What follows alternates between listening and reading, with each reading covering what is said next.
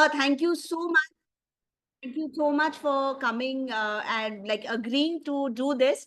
And we started with a kidney disorder because it's World Kidney Day. And we thought that we need to focus on all the other organs as well, because somewhere, we are very biased towards neurology. And this time we picked up a certain topic which involves everything and kidneys as well. And Sir will be speaking on his experiences on the Bardet-Biedl syndrome. Before we start, I would like Dr. Rajiv Sinha to say a few words before we move on to Dr. Modi's talk. Sir? Yeah, sorry, I was having some technical problem, but now I think it is solved. You can hear me out, right? Am I audible? Yes. Hello? Yeah. Yes. So I would like to welcome Dr. Modi. I'm sure that Deepanjana must have introduced him, and he's associated with our Institute of Child Health, also as part of our sister renal center, and he's a long lost colleague of mine, which we are now regaining. And what I heard from him was that that they are running a Bardet-Biedl clinic in their institution. So it will be great to hear from him, because at least I'm not aware of a similar clinic, multidisciplinary clinic being running, at least in our part or rest of India. So it will be really nice to hear from Dr. Modi, and particularly highlighting the role of a multidisciplinary team and how these children with a varied presentation can present. Thank you. So Modi, it's all yours now.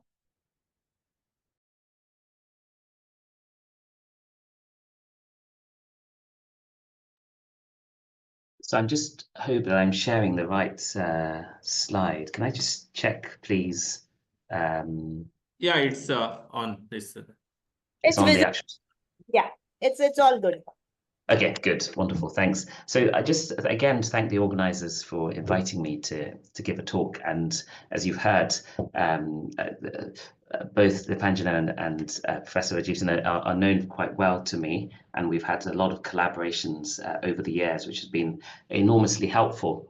But actually, when the topic came up of rare disease, we thought a bit about Bardet-Biedl syndrome, because this is a very typical rare disease, and it's so rare that in the UK, of a population of about 60 million, we run about 2 of these clinics, one in London and one in Birmingham. And I just thought I'd take the opportunity of discussing the various aspects and how we go about running the clinic. But first, to talk a little bit about Bardet-Biedl syndrome itself. So it's not specifically a renal disorder in that sense, although us in nephrology have had a lot of involvement with this condition, because some of the patients who have Bardet-Biedl syndrome do come on to have severe renal disease and go on to even have kidney transplantation, and we have a number in our service. But there are other aspects of it, and in this image, which you can see here, it just highlights some of the other things that can be seen in people who have Bardet-Biedl syndrome. So if you follow from A to D, it basically shows the dysmorphic features which can be seen in people who have it, and you can see that typical facial features, often a little bit subtle, with the deep set eyes and some degree of hypertelorism, downwards slanting palpable features, and this retrognathia when you can see in the jaw. And I think that's kind of got that kind of classical. And then in the other images in E, you can see the short fingers, also known as brachydactyly. And what doesn't show very well here in the magnification is that there has been an accessory digit, a post-axial accessory digit, which has been excised. So that is one of the things which is classically seen, and actually often the first thing which draws people to the attention that this could be Bardet-Biedl after a baby is born. There's also the dental crowding, which is shown here, and the high arched palate. And you can also see the fundoscopic changes of a rod cone dystrophy, which we will talk about in some detail as to how that happens. So we've mentioned that there is the inheritance is often autosomal recessive, although sometimes you can have people with various genes contributing to it. So you might have, when we talk about the genes, you might have a BBS1 gene, but you could have someone who's got more than one gene. So they have a BBS1 and a BBS2. It's one of those things which evolves quite slowly in the first decade. So if the child doesn't have the polydactyly or some of the classical features, it becomes more obvious later on that there is a problem, because the vision can deteriorate with time, or the weight can increase with time. So it's not necessarily something which is diagnosed immediately at birth if you don't have those very obvious features which one can see. And the rod cone dystrophy leads to a sort of atypical retinitis pigmentosa with some macular involvement, and the investigation of choice is the electroretinogram. And here is just to show what the polydactyly can look like, although you can have more obvious ones where it's not just an accessory digit but a fully formed, and in different ones. But what is classic is it tends to be post-axial, so you don't tend to get the two thumbs, or it's more after the sort of axis that is what you are more likely to see. So we talked a little bit about some of the features, and there are other things which with time become more clear. So, as a child grows, then it becomes clear that issues of obesity, which is seen in about 75% of cases, and then there's this eventual development of diabetes. And when I go into the detail of the multidisciplinary team clinic, that's one of the things that we would often investigate to see, are they developing diabetes when they come. That with time, one sees this degree of hypogonadism, and in sometimes in the boys, you can have almost this buried penis, and there can be a bit of delay in pubertal milestones in a number. And there's also this cognitive deficit. There's generally a global developmental delay, although sometimes it's a bit more subtle. We've seen in some of our patients where you almost wonder whether or not that they have it, and it really depends on what gene is affected. And there is a separate to that, they can have things like autism spectrum, obsessive type of behaviors. But separate to the global deficit, there's also can be noted a speech deficit, which isn't necessarily as part of a global effect, but just the way the speech can sometimes be hypernasal in its aspect and the way it sounds. And I'm just going to sort of spend time, well, not a huge amount of time, but just talk about the renal, because I am a nephrologist, so my day job is as a kidney specialist. So I tend to sort of be more cognizant of what one can see in the kidney side. And I'd say the kidney is very variable, and we run a large BBS clinic, a national BBS clinic, and I wouldn't necessarily see all the patients that come to that clinic. I would tend to see those for whom a renal disorder has been identified, and it can range from those who just might have 1 or 2 cysts, nothing more, to those who may have some degree of urinary concentration defects and they pass lots of urine, to those who have clear anatomical abnormalities with quite severe vesicoureteric reflux, and those who actually have proper CKD and are going on, progressing on to transplant. So the renal anomalies in patients who've got Bardet-Biedl is really very variable in itself, and it's not so easily linked with this particular gene or that causes it. So, and I think that can be seen not just for the renal anomalies, but also for all the other aspects that one sees. And while we're on the issue of genes, what a lot of the genes which are affected, they're now called the BBS ones, the Bardet-Biedl Syndrome genes, which go from about 1 to 16, and in those ones, there tend to be mostly the ciliary genes and affect the various organs. And the genes which are affected in Bardet-Biedl are the ones which are useful in the development of the cilia. The primary cilia, as you know, is expressed in pretty much almost every cell of the body, which is why you have this very complex multi-system involvement when one has a problem with the primary cilia, and it's important in developing, how our cells are aligned, the planar cell polarity. So if you have a problem with the buildup of the cilia, and these BBS genes have a role in sending the cargo, some of them are involved in intraflagellar transport of the cilia, and when there is a defect in them, one can see these problems arising with Bardet-Biedl syndrome. And here is a sort of more simple illustration of what I had in the previous one, where these the BBS-SOME, which is a constellation of proteins involved in the BBS genes, are important for actually moving the cargo up the cilia for all its downstream effects. And here are some of the genes which are affected in Bardet-Biedl syndrome, BBS 1 to 16. Some of these go by different names. We have a patient at the moment who's got this SDCCAG8, which is your BBS 16, and some of the other genes which we know to be involved in other conditions can be seen here.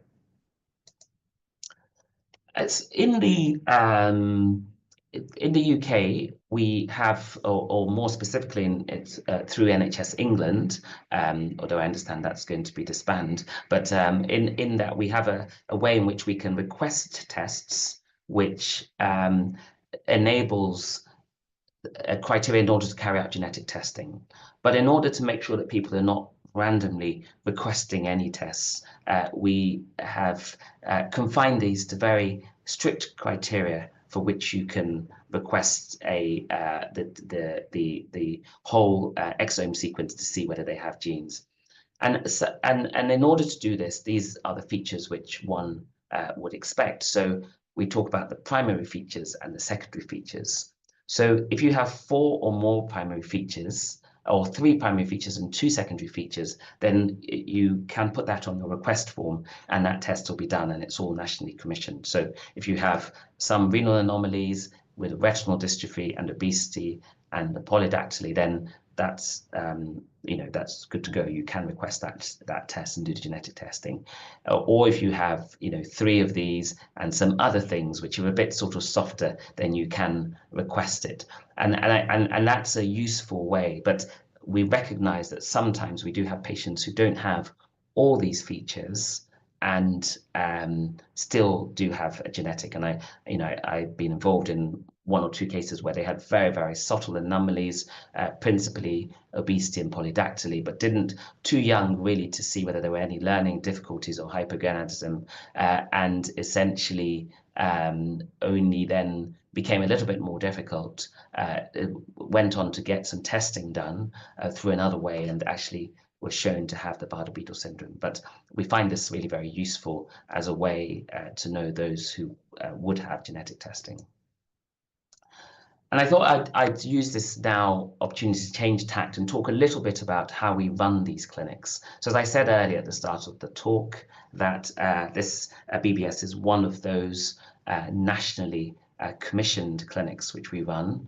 And it covers, there's one in London at Great Ormond Street Hospital. So largely we cover the north of England. So we see patients from Manchester, from Newcastle, from Scotland, not mostly from that. This is NHS England, so Manchester, Newcastle, all up there, where we would see these patients. And actually we run these clinics, we run them every 6 weeks. So we have a clinic every month, about 10 clinics in a year. And at those clinics, we have various people who attend those clinics. So we will have an endocrinologist, and actually the endocrinologist leads the clinic because, as we have seen, there are issues to do with obesity, diabetes, which can develop. So there are many reasons why they lead the clinic largely. We have an ophthalmologist at the clinic. We have a geneticist at the clinic, particularly for the new people coming into the clinic who kind of needs to see that with a genetic counselor. We have dietitians because we've already talked about obesity and we know the problems that this can cause later on. We also have a social worker and also, which is really important. And I mean that in a sense that in terms of helping the families get access to things that they need, particularly children who might be losing their sight, who might need some help in getting application to make sure that they have a stick, those who might need a special diet, all those things which help in terms of to make sure that children have an education healthcare plan for their learning, to make sure that they have the special input that is required. So there's a lot of things to navigate the system. So having somebody who can help them do those things are useful. And in addition to these, they will still have their own pediatrician within their local hospital. So if they are from the Birmingham region, then it may well be that we are their pediatrician. So I might have I might be a nephrologist in that clinic, and I might have a patient who I'm looking after anyway, in which case that's fine.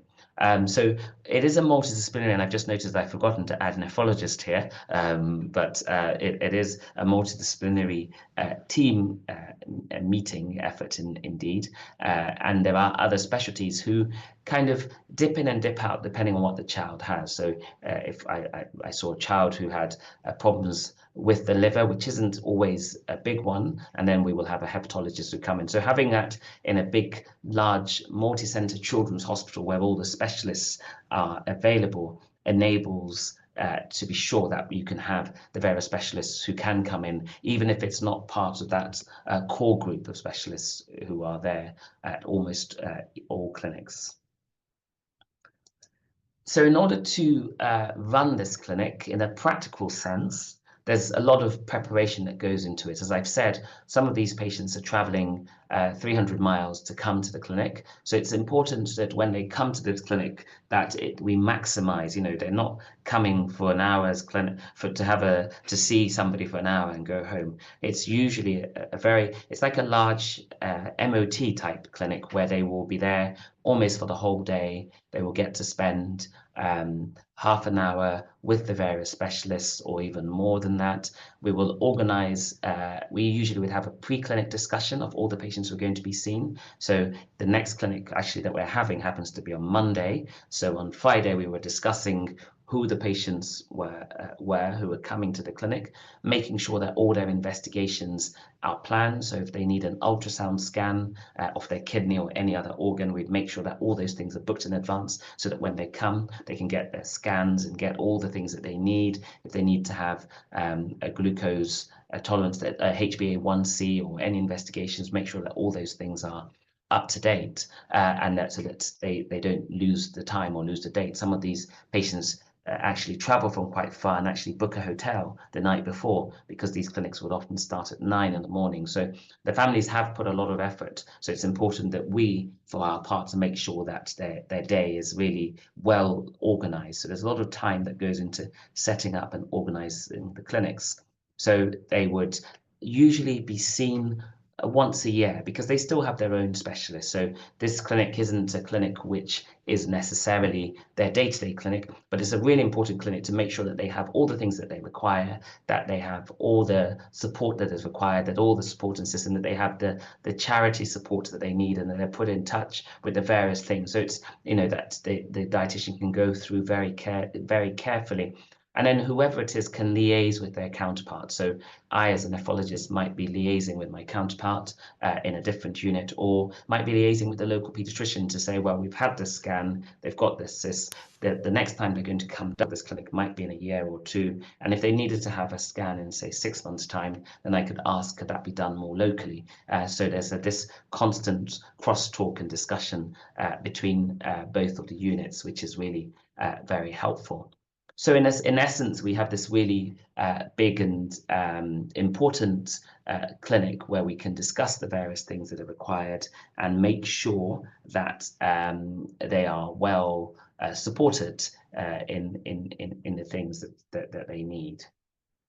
So that's sort of how the clinics are run, the practicalities of it, and what we might recommend. Sometimes it may be also an opportunity for us to look at treatments which have been suggested and decide whether those treatments are something that we would give from that point of view. So I think it's just one of those things to look at. So that was really all that I wanted to say from the point of view of our BBS service that we run. And I'd certainly be happy to take any questions from that point of view.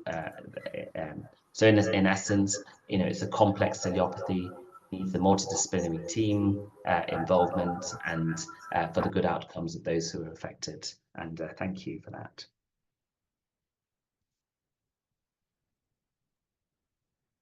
So thank you, Modi, for that crisp talk. And I think what I hope I'm audible. I think what we can learn from this is really the need for a multidisciplinary team, which is often lacking in our setup. Dr. Dipanjana, any questions from anywhere, or do you Yes. have any questions? We While still don't have any questions from the panel, but I would like to ask certain questions, and I would invite all those who have joined, even today being sort of a semi-holiday, and to actually ask questions to Dr. Modi if there are any. So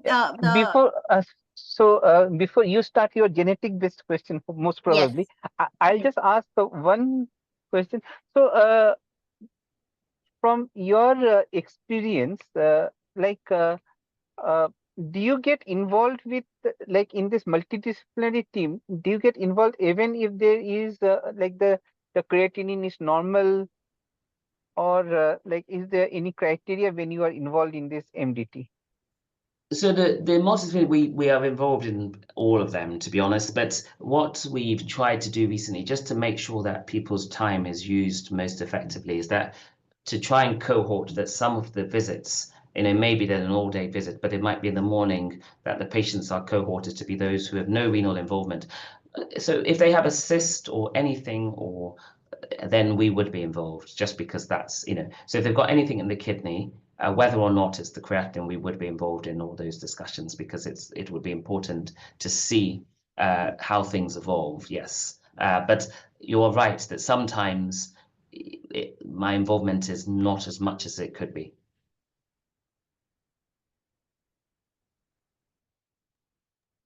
Dr. Dipanjana, there are questions in the question and answer session. Dr. Okay, Modi, sir. you can choose the answer and answer them. Sir, we have one question which is saying, what is the natural history in BBS with respect to retinitis pigmentosa, I guess, kidney disease, etc. Sir, with this respect, can I ask you one question just additionally? Like, what do we normally see as a first presentation? Like since you run a clinic, what is the normal, like most common presentation you see for the BBS? So so just the most common, and I think the ones that are most common is the obesity, but the ones that is most sort of starts to draw the attention to it is the polydactyly, and I think it's because these things are just better visible. They're things that you can see. Those things that are going on in the kidney are not ones that are visible, so those only kind of become manifest once you start having the others. But we have occasionally had patients who presented in end-stage kidney disease as their presentation. So we've got about a few patients on our list, and actually when they presented, it wasn't necessarily very obvious to us that this was BBS, partly because their weight was increased, but it wasn't shockingly increased. And then only later on, through genetic testing to find out the cause of the end-stage kidney disease, then we found that they had one of the BBS genes, like BBS16. So it's very variable, but I think the most common, if you go to the BBS clinic, then I think the obesity is something which will be most obvious to whoever is in that clinic, that there is an issue there. As to the natural progression with respect to the eyes, is that it is progressive, and as they get more rod cone dystrophy, they lose more, and they develop night blindness, and their vision is very difficult. So they can have difficulty with their reading and different things. So I think they kind of lose their night vision quite early on, and that can progress. So it's needing to support these people, and that's why you have the kind of the sort of support worker who's there to make sure that they get all the things which are important for continued education in spite of not having very good sight. Yeah, Thank so you. like just with that, we also had a child who presented with end-stage renal disease, and he was not obese, but he was slightly on the overweight side, but not obese, and there was no polydactyly, nothing. His eye was initially like there was no symptom as such of like he was not symptomatic from the eye point of view, but when we did genetic, it came back as BBS, and then we looked into the eyes, and there were changes in the ERG. So and maybe I have hypothesized that maybe the obesity was not there because of some sort of a catabolism with the ESRD, but who knows? Yeah, and I think not, of course, some, it's only like 75 to 85% who have obesity. So there are some who actually are not very, very obviously obese, and there are some in the family where one might be and the other might not be. And there are some who actually, I mean, now, we've started treatment for those who are very, very obese. I think it's Orlistat, if I'm not mistaken. But that it is true that sometimes they do present and they're not massively obese, but you might be right that it is because they're very catabolic, so it's cancelling out that effect, and we see that. Thank you, Dr. Modi. We have a question from Dr. Surya, and she congratulates you on the talk, and then she asks you what exactly to do for monitoring on an annual basis. If, like she says, that if a renal cyst is present, how would you monitor? Just by an ultrasound, or would you do something more? And Yeah. I'll just add something over there. So sometimes, we do see cyst even prenatally, and we identify it as a certain Bardet-Biedl syndrome. And if we identify it very early, like say not prenatally, even as a child, what do you think should be the next steps? That many people have asked questions on these lines. So I think the important thing is the renal follow-up. So there'd be many things. So if someone knew that someone had Bardet-Biedl, then it's something really helpful, because you can then, if you thought obesity was, you can sort of very early on make sure that you keep a good eye on their eating habits and the diet, and so that they're not sort of getting into the state of obesity, putting them in an increased risk of diabetes and problems later on.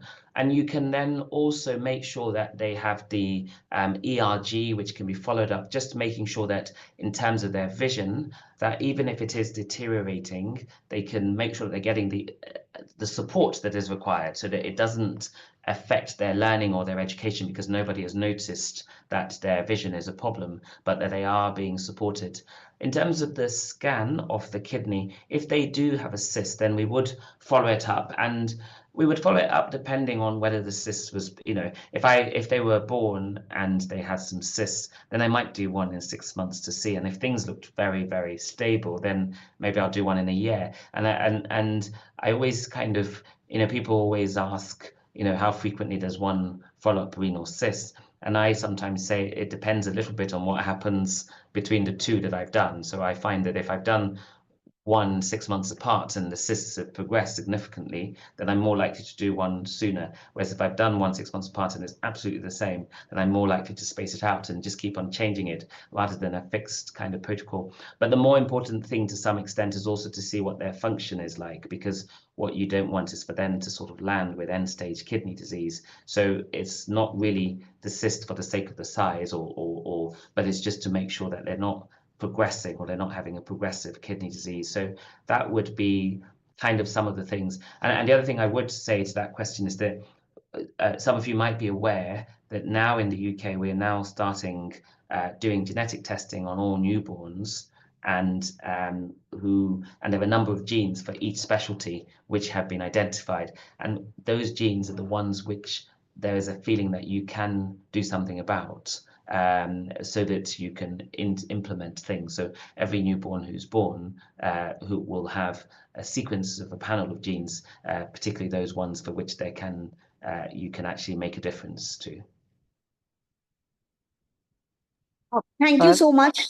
There are quite a few questions in the chat box. Some of them very interesting. I'll take some of the renal one. Okay. One is from Modi, Dr. Subal Pradhan.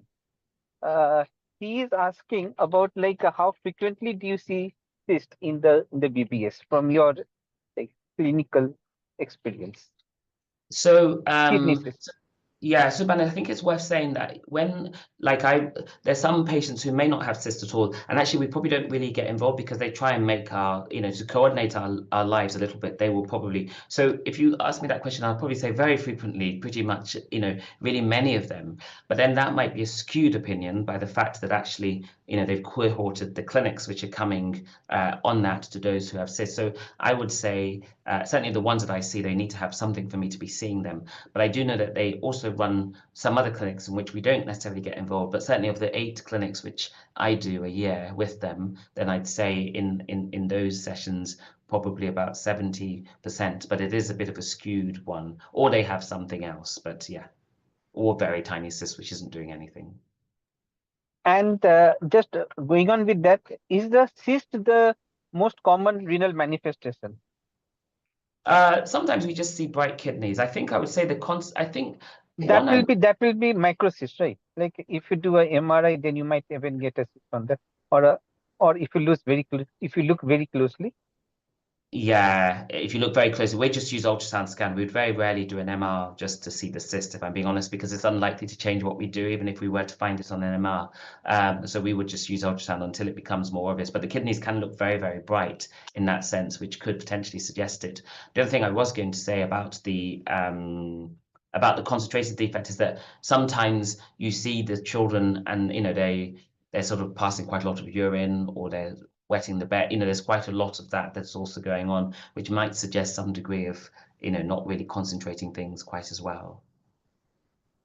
And there's another renal related question, like you can take 2 of it together. Like one person is asking that exactly what do you monitor when you are following them up in the clinic, and is there any role of SGLT, like that is now giving everywhere? Is there any role of SGLT inhibitors or any other anti-obesity drug also? Yeah, so I probably should have put that in my slide, and I apologize for that. But exactly what we monitor, I probably just only said it, but didn't write it there. So we have a panel of things that we measure in the clinic. Most of them tend to be endocrine related things. For my part, they tend to be the kidney function, of course, whether they've got any albuminuria, of course. The endocrinologists tend to check whether they have what their HbA1c is, or if they have a glucose. So it's kind of, generally they tend to be your standard panel, in addition to those things like the ultrasound scan, the ERGs, those sort of things. But those are the things that we monitor. SGLT2 inhibitors, I think that is to come. We are currently doing a trial to see what effect that has. So I suspect that is going to be on the way. And they are now also giving treatment in children. I think it's one of these orlistat treatments who have obesity. So that is also has also come along in recent times in order to treat, to manage that. So I think watch this space. I think if I was giving this talk in a year's time, there will be quite a lot of things which, or maybe in 5 years' time, there will be a lot of things which become very, very routine practice, which are kind of on the horizon. And this SGL2 inhibitor, do you use it like once you are documenting albuminuria, proteinuria, or? So the trial is looking at that just outside the BBS, but in the sort of renal kind of CKD, and that's the plan. We haven't actually been using it standard. In fact, I was saying to somebody that the only times I've had to sort of give it in the children are those who've come in from abroad, from Romania, whatever, and they've come on the treatment, and then you feel that I need to kind of continue it. But on the whole, it's not yet become part of our routine practice, but probably will be. So nowadays, if you see proteinuria, you are using the same ACE inhibitor, is it? Yeah, unfortunately, yes. That's all we're using at the moment until we get the results of the trial. Yeah. Thank you very much. Dipanjana, if you can have your genetic part question. Yes. I think there's a few questions. I don't know if you want to answer on microcornea and diabetes in the adolescent group. So somebody says that how frequently, like Dr. Srilata Nair has asked this question, how frequently do you see microcornea and diabetes in the adolescent group? So if you want to take that. So I think I don't know the actual percentage of the diabetes, and my endocrine colleagues will obviously be able to answer that. But you will see it is certainly something which is measured frequently, and I think with the obesity, the diabetes is fairly frequent. I would imagine that it's more than 50% in our own patients. So if I just use our own cohort of patients who have who've got, because we have renal patients, obviously we have patients who come to transplant or on the transplant list because they have BPS. Some of them haven't developed the diabetes even with the obesity, but have then developed it after we've transplanted them and then put them on immunosuppression, be it steroids, be it tacrolimus or whatever, and then that's become a sort of later a manifestation. I didn't really hear or understand the other word, the microcornea. Okay, sir. Basically, like whether they have microcornea, and if so, cornea. well, Yeah. yeah. It's fine. So I don't necessarily. I'm not entirely sure of that. If I'm being honest, I think the cornea, the ophthalmology might be a better place to answer. Somebody has asked anonymously that can BBS present only with renal manifestation in form of cystic kidneys and without apparent extrarenal manifestations? How many would have ERG abnormalities like retinitis pigmentosa?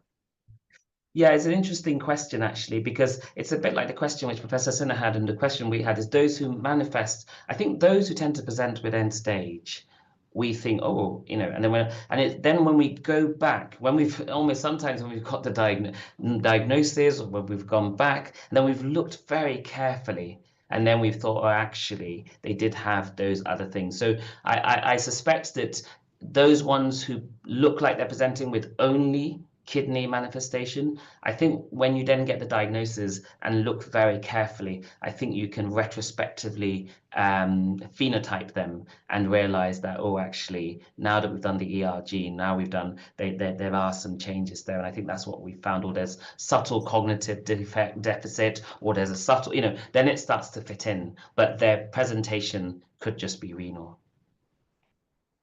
But Okay, so but have you seen like renal manifestation with a normal ERG? I mean, is that possible, or ERG, or like I remember we had a child, we were suspecting like we were not suspecting Bardet-Biedl, but then the genetic came back suggesting of Bardet-Biedl, but the ERG was normal, and then we sort of decided that genetic, it was anyway VUS. We then decided that it was not the actual disease. So cutting it short, my question is can we use some sort of retinal change as one of the characteristic features of Bardet-Biedl? Well, I don't know if you can, and as you know, there's such a. I mean, I didn't go into the whole genetics bit of it, but there is a whole variation in those. If they've got BBS 1 or BBS 10, then you might have those a bit more. Whereas if they have, the patient that I was talking about, we got the diagnosis later, and she had this SDCCAG8, which is sort of BBS 16.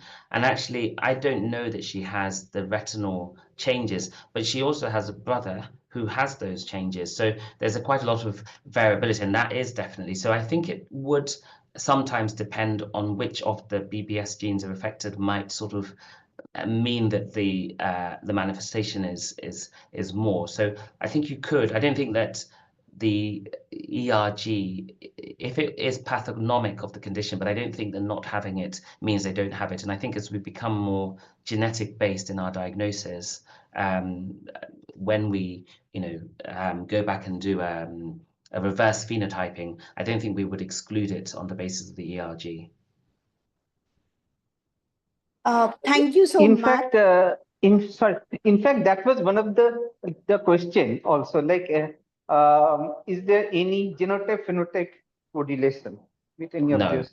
because we know that in families that there's a huge variation. And I've had siblings who have the same gene, and one is affected more severely than the other.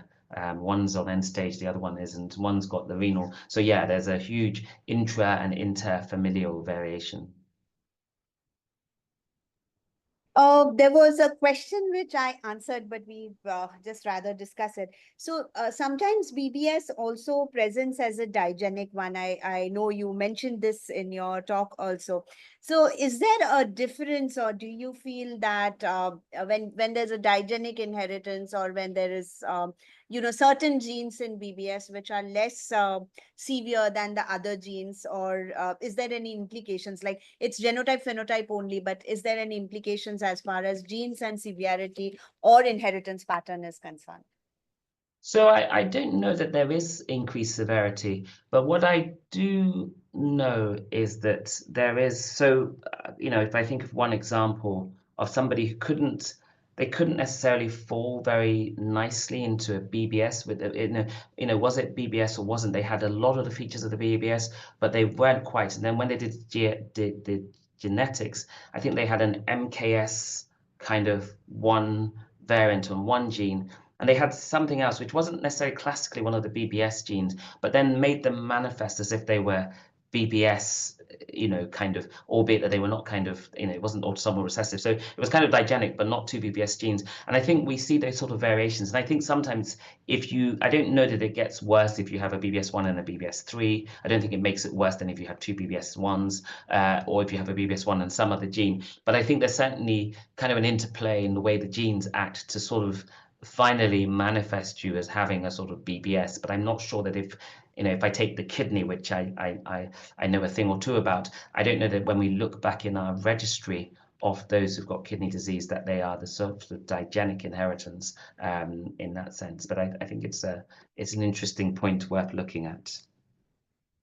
Sir, there is another question. Many people have asked about the role of SGLT2 inhibitors in treating renal disease and diabetes, and if it has a role in obesity. So I think I think Modi just covered it, no? He said that there are studies going on, but at the moment it has not been used in his clinic regularly. Am I right, Modi? You can explain. Yeah, absolutely. I think that I was just going to say it again, just to say it in a different way to make it clearer. But I think, is there a role? I suspect that there is. But I think we like to answer those questions ourselves. I think, particularly in the UK, we like to do those trials and be sure that it works, because we have a very particular population in the UK, which kind of means that sometimes we do like to be sure that what's said is really pertains to our population. We have a very diverse, ethnically diverse population, people from kind of all over the world who live. We have a huge so sometimes, if before we can sort of adopt a study and do it, we like to show that it is the case in children as it has been in adults, and particularly in our cohorts. Sir, one more question which is there, which is asked by Dr. Rajesh Joshi, sir. It has been said, I have a 9-year-old patient with papilla edema, benign intracranial hypertension. The MRI is normal, CSF study is normal, but there's a high opening pressure on CSF exam. And how common it is, and what do you think might be the reason for it developing? So I don't know that it's very common. We have, because obviously I go to those BBS clinics, and I don't know that that's something which comes up again and again. We have a number of patients who do have that for whatever reason. We seem to be strangely, all of a sudden seeing quite a few of those, but maybe because, these things happen in buses, and only kind of last year we had 3 kind of back-to-back of our renal patients, non-BBS, who had sort of this idiopathic intracranial hypertension. So I'm not entirely sure what the reason behind it is, but I don't know that that is one of the big sort of common ones of BBS specifically. One question which I would take 2 minutes of both Dr. Modi's and Dr. Rajiv Sinha's time. So what do you think is the cost of treatment per year in UK? And the same question to Dr. Rajiv as far as the Indian scenario goes. Yeah, so that's it's quite a good question, because we always, so for example, the multidisciplinary team, I mean, if you add everything, the MDT clinic, and this service was set up, it was set up as a, sort of an initiative so that everyone kind of gets, but actually when we've gone back to do the costing, certainly in our renal department, when we've gone back to the costing, we've kind of thought, well, how much, because there needs to be sort of, I mean, we don't get, this is not money that comes to us at the personal level, but it goes to the department. And when we've gone back, we've thought, well, is the money coming for the time? Because obviously there's a certain amount of time that you spend in those clinics, and 8 clinics a year for sort of whole day clinics. When we've done the costing and the calculating, we've realized that it's been very, very much under costed because it hasn't really accounted for kind of the specialist time during those periods. So it means that the cost is, but probably should be more, because the cost will really ultimately be the cost of the time for all the specialists who are sitting in the room and doing all those assessments and all those reviews. So I think that bit will need to be recosted, but obviously you can imagine that it will be very, it's quite expensive to have that amount of time, albeit necessary, even if we're not necessarily giving treatments, but there's a lot of input which is going into there, the ERGs, the time of the assessments and all those things. So yeah, it's I need to redo the calculation to send to sort of the commissioners so that that can be something that can be looked at again. Thank you, sir. What Dr. Rajeev? First of all, I'd like to remind Mordi that NHS is already going into financial crisis, no? And so about India, as I told before, and Dr. Dipanjana or anyone else can correct me, I don't know about any centers which have such a sort of a multidisciplinary team where you have got everyone involved. Cost of treatment per se, if you say like in India, we usually think of a cost of treatment as per medicine. Medicine is not that costly. Like what you usually give is like if the child is having a proteinuria, you give those sort of medications and control obesity, etc. What is more important is the involvement of a multidisciplinary team and doing this regular ERG, etc. So I don't know about because we have seen some Bardet-Biedl syndrome, but we don't see a huge lot. Like from what I remember from my own personal practice, I have maybe in the last 10 years, I have seen maybe at the most 8 to 10 Bardet-Biedl syndrome personally, and maybe in ICH another 4 to 5. So really not that much, because most of the time I don't think it has been, maybe it's not been diagnosed properly, or maybe like this NDT is not happening.